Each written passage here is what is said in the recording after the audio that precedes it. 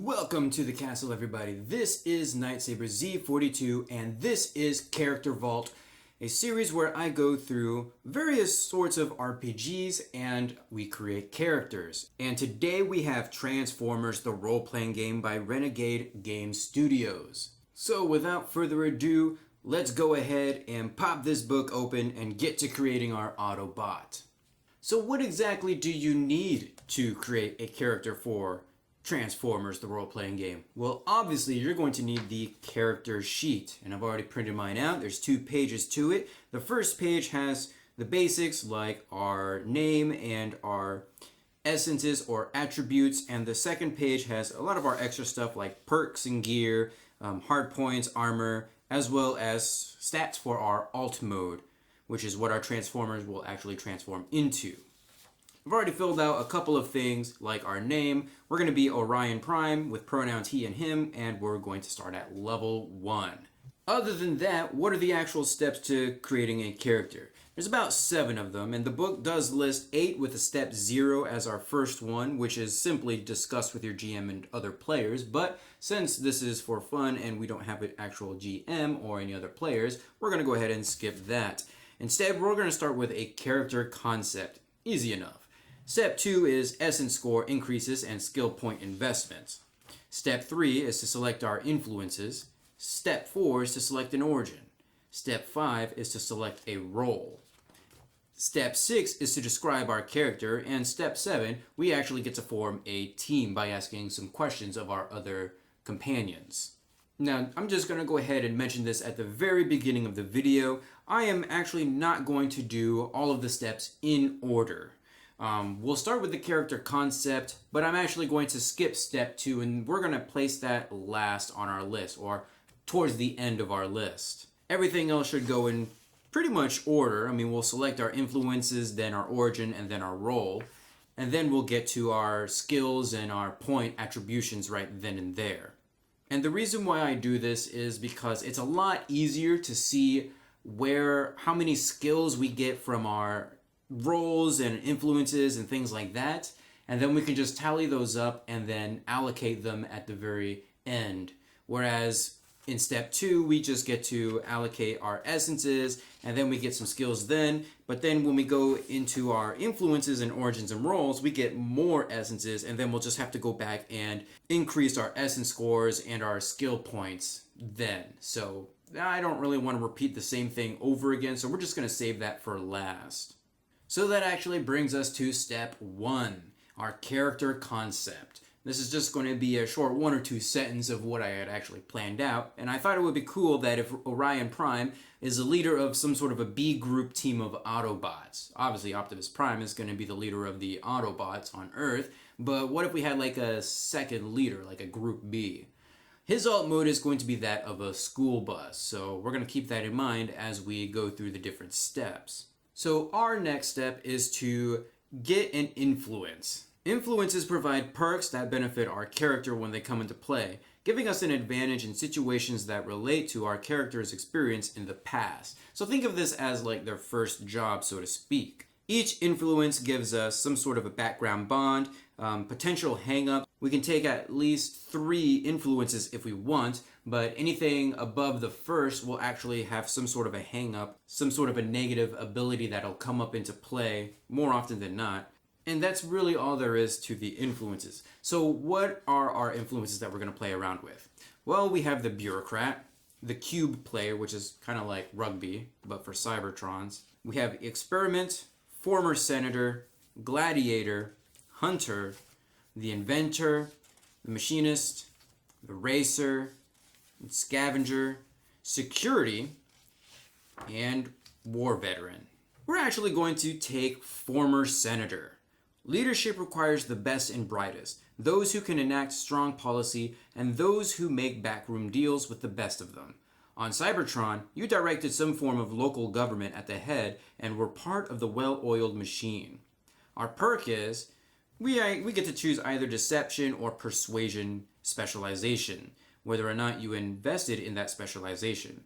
You gain an edge on skill tests when that specialization comes into play. For now, we're going to choose Persuasion as our specialization, And later on in the book, when we actually talk about skills and specializations, we'll actually see some samples. Under social and persuasion, we do have some sample specializations. We have diplomacy, embellishments, flattery, and truth. You can, of course, come up with your own specializations if they fit within that specific trait or skill. We're actually going to use one of these sample specializations, and we're going to take truth. So this means we're going to gain an edge on skill tests when that specialization comes into play. That means we'll get to roll 2d20 and take the better roll. In addition to that, since it is a specialization, we'll actually get to roll all dice under that. So for example, I've got my character sheet here.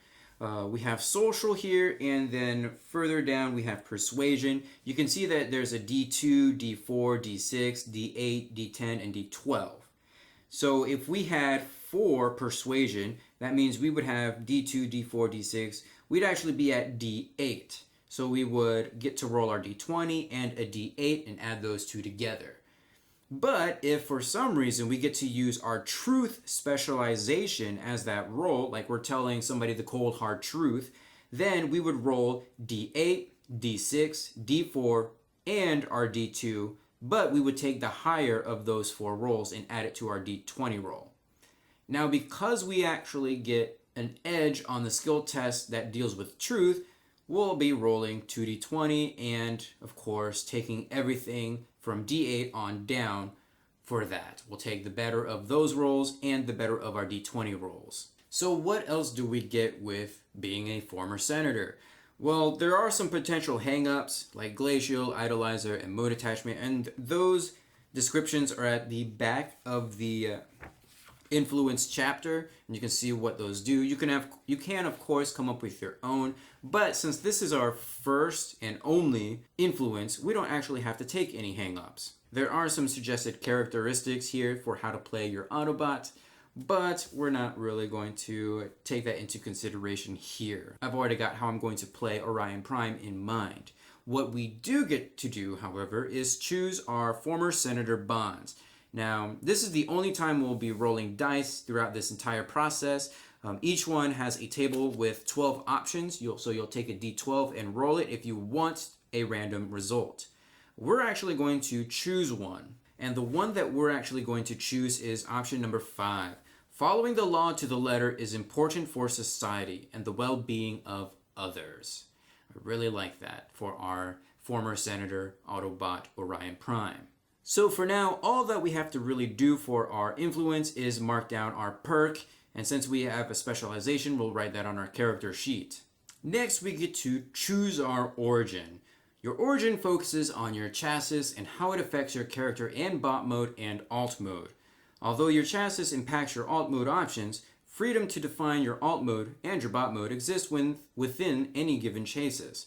Whatever you choose, your alt mode indicates what you first imprinted upon when you arrived on Earth and represents the way in which you learned to interact with Earth culture and technology. So what origins do we have to play around with? Well, we have Champion. Champions move faster than anything else on 4 wheels and look good doing it. We have Cutter, which are sea crafts. Cutters excel on water, whether riding down river or out on the high seas. We have Lookout, experts at not bringing attention to themselves. Lookouts truly embody being robots in disguise. We have Monoliths. Monoliths have the biggest alt modes, which they use to throw their weight around. Then we have Outrider. Whether on the highway or off-road, nothing slows an Outrider down. We have Rainmaker. Rainmakers live up to their name by filling the sky with munitions. Then we have Seeker. Masters of the sky, Seekers emulate Earth's fastest aircrafts. And last but not least, we have Support. Bulky and grounded, a support helps those in need. So we're going to be taking Monolith as our origin. You disguise yourself as the biggest, toughest, and most impressive vehicle you can find, from vans and sport utility vehicles to big rigs and military trucks. Built for battle, you use your power to lay into the enemy and your bulk to protect your friends. Many of your kind are gentle giants, and others become soldiers, bodyguards, or selfless leaders. While you have a reputation for being slow and meandering, No one ever doubts the impact you'll make when you arrive. Some example monolith characters are Bulkhead, Ironhide, and of course Optimus Prime. So what do we actually get by being a monolith?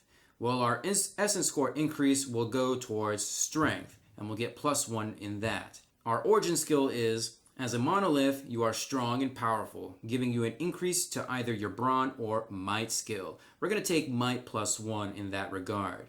Our starting health is 4. For our languages, we get Cybertronian, and we get an adopted Earth language, +1 additional language for every 3 points of smart we possess. For now, we're going to take Cybertronian and English, since we're probably from the United States. We do get an origin benefit, large and in charge. Cybertronians, like humans, often conflate size with authority. Choose a social skill. You gain an upshift on skill tests with that skill if the target is smaller than you. And what this means is we'll actually go up 1 die size. So either D2 to D4, D4 to D6, D6 to D8, D8 to D10, or D10 to D12. There are possible ways of going above a D12, but that's going to be for a later discussion. So we do have some stats for our bot mode. We have 20 feet of ground speed, our size is huge, and we have fine motor. The additional joints and opposable digits gained in bot mode allow you to use tools and manipulate objects in ways that are impossible in your alt mode. That just means that we're a robot with fingers. Then for our alt mode, our movement is going to be 40 feet, our size is extended, we can have a crew of 6, we'll have 4 fire points, and we have limited articulation. So that means we don't have fingers, so we can't use skills that require articulation or precision, such as athletics or finesse. But we do get special attack, which is ram. It's a driving skill with a range of reach. We deal 2 blunt damage, and we can also trip the enemy Decepticons. Next, we get to pick a role. A role serves as our class, so to speak. We have 7 different roles in the core rulebook. So we have analyst. Everything is data and code that just has to be processed. Their processing power grants allies an advantage and opens up new outlets for victory. We have field commander. The orders and assistance given on the battlefield motivates allies to fight their best. They inspire new actions and make opportunities for them with their efforts. We have gunner, a walking arsenal with the aim to take full advantage of it. Foes can't hide behind cover for long. Their aim can still find its mark even if it misses initially. We have mode master. A standard chassis isn't enough for a mode master, either adopting an additional alt mode or housing a minicon ally on their frame. We have scientist. An intimate knowledge of science is vital for a Cybertronian, especially given they're made of technology. The scientist doubles as an engineer with an understanding of fundamental mechanics. Then we have the scout. Someone has to move ahead to see what comes next, and the scout does it with little hesitation. If a mission needs to get somewhere quiet and hidden, send in a scout. And last but not least, we have the warrior. The warrior stands tall and charges into battle with boldness like no other. However, if they become injured, they harness abilities that keep them fighting and standing until help arrives, or they can defeat their foes themselves. So at first level, each character gets several starting role perks. We get a Cybertronian perk based on either creative mode conversion or a way to spend energon. We get 2 essence points and the skills essential to that role to invest your skill points in. We get some equipment training, including armor and weapons. There's an For the Allspark ability that all Autobots will get as well. There's 2 role focus options to refine your character with an additional essence point. We're going to be taking Field Commander as our role. Some Cybertronian examples include Optimus Prime, of course, Pyra Magna, and Sentinel Prime. So as stated before, all Autobots get the For the Allspark perk. Cybertronians are living robots that change their bodies into the likeness of weapons, vehicles, robotic beasts, and machinery. Though durable, even they can't be defeated, so they've learned how to protect themselves when they can and blend in when they can't. They hide amongst the technology of this world as robots in disguise. As an Autobot, you live a life of secrecy as much for your own protection as to not disturb humanity. Every Autobot gains the following benefits: an upshift 1 to an infiltration skill test to hide when in alt mode, or upshift 3 if the alt mode is appropriate to the environment. We also get immunity to carbon-based diseases, but affected by electromagnetic damage and viruses that affect machines. We also get standard issue Autobot equipment, and then we also have rollout. When you roll for initiative, if you are not surprised, you can choose to convert to your alt mode before combat begins, without needing to spend an action. For the Field Commander, we do get the Cybertronian perk Never Forsaken. Once per scene, when an ally no further away from you than your fastest movement in your alt mode takes damage, you can spend an Energon point to move adjacent to that ally, converting if you need to, and take the damage instead, even if the attack would not normally penetrate your defenses. For our training, our essence increases are for Strength and Social, 1 for each. We're going to go ahead and put that in our pocket, and we'll also get some skill increases along with those essence scores. For the roll skill, we gain 1 rank in 2 skills from the following: Brawn, Deception, Intimidation, Might, Performance, and Persuasion. These selections must be of the essences taken in your essence increase. That's basically referring to the essence score increase that we just got. For our equipment training and qualifications, armor, we have limited armor upgrades, and for weapons, we are trained in ballistic weapons and melee weapons. Every role has 2 areas in which that specific role specializes in. For the Field Commander, we have Ambassador or Strategist. We're going to be taking the Ambassador this go around. So what do we get with the Ambassador? Well, we do get an essence score increase, and that's going to go towards our social. We do get to increase our social again at 10th level, so we'll have to remember that for later. Our focus skill, we're going to train or specialize in one of these skills when your focus gives you an essence increase: Deception, Performance, or Persuasion.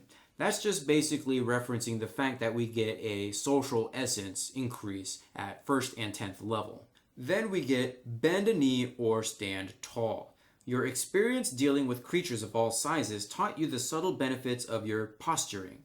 When in discussion with a creature of a different size class, you gain upshift on Intimidation or Persuasion skill tests equal to the number of size class differences between you. For example, when the common-sized bumblebee stands up to the gigantic Omega Supreme, the little yellow bug's gumption impresses the Autobot's first and last line of defense. Bumblebee gains upshift 3 on his Persuasion skill test. So those are what we get with the Ambassador focus. There's some more stuff that we get with the Field Commander, however. We get Issue Command. Many of your allies trust your commands more than their own instincts.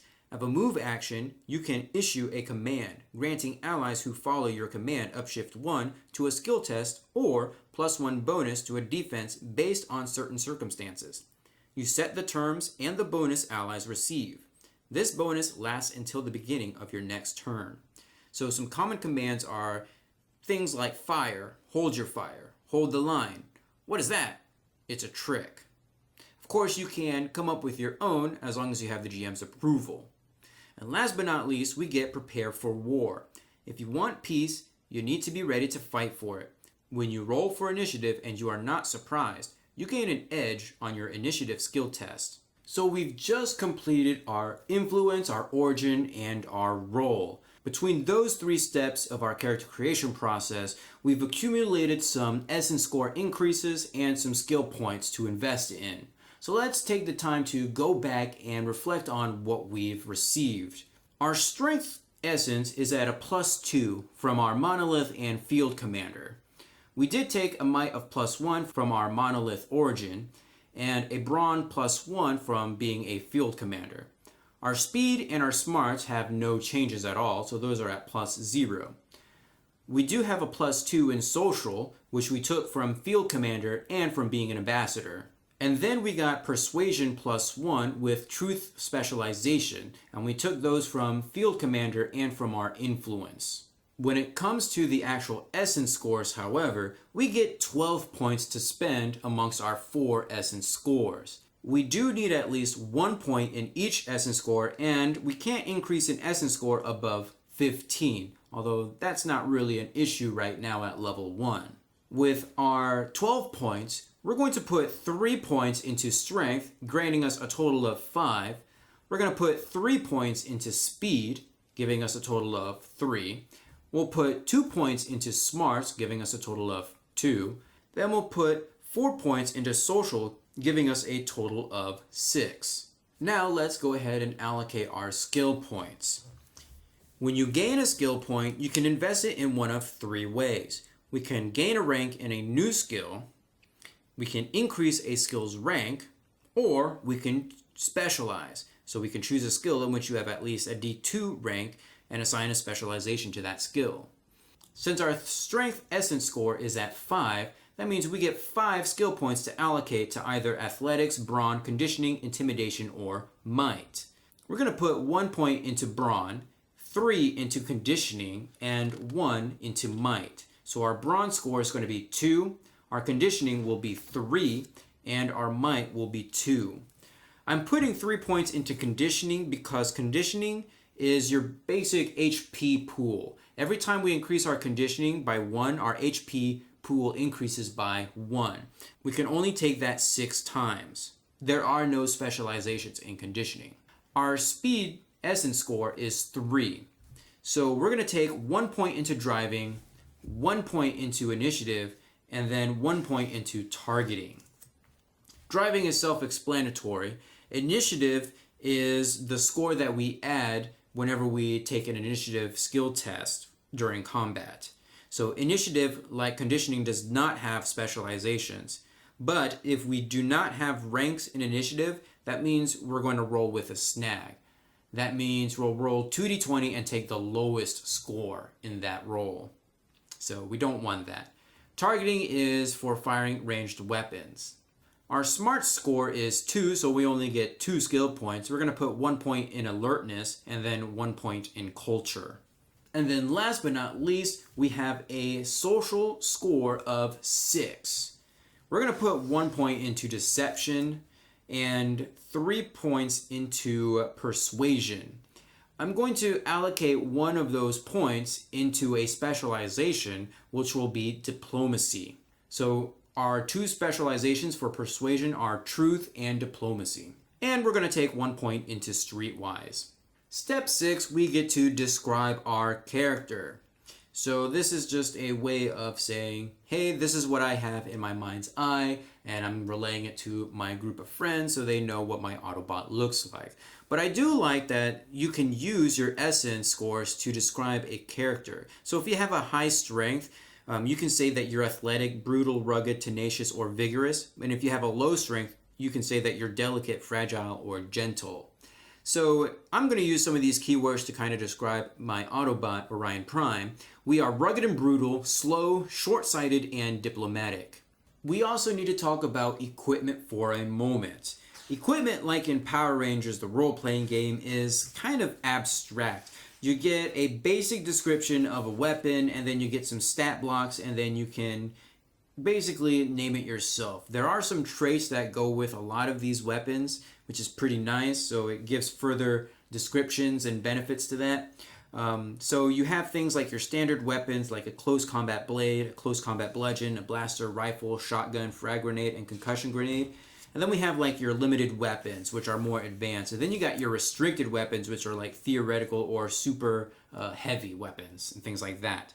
We do get some upgrades as well for all of your weapons, and they are broken down into standard weapon, limited weapons, and restricted weapons.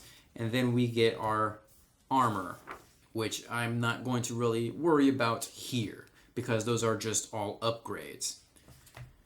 Instead, we're going to take a close combat heavy bludgeon weapon, which requires us to use 1 or 2 hands. It has a 1 stun damage effect, or we can use its alternate effect to deal 1 blunt damage as long as we're holding it with 2 hands.